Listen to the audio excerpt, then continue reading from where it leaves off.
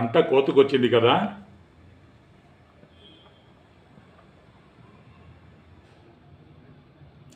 ఏంట్రా అది?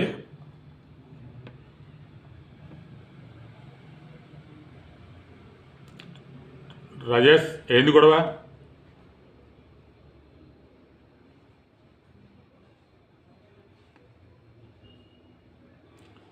వీరయ్య, నీ చేతులు కడుపుకు అన్నం పెట్టాలి కానీ వాళ్ళ కాళ్ళు పట్టుకోకూడదు. తీరుస్తానంటున్నాడుగా, కాస్త తాగండి.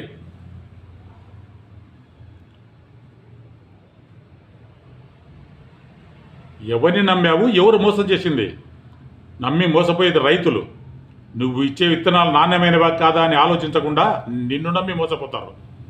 రావాల్సిన టైంకు వర్షం వస్తుందని ప్రకృతిని నమ్మి మోసపోతాడు. అంతో ఇంతో పంట చేతికొస్తే దళారీలను నమ్మి మోసపోతాడు.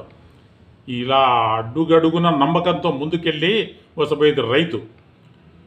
ఇన్నిసార్లు మోసపోతున్నాన్ని పంటే వేయడం మానేస్తే తినడానికి గడ్డి కూడా దొరకదు.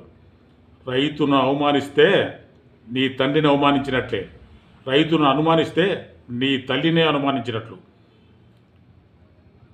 నీకెంత రావాలో ఇంటికి వచ్చి తీసుకో.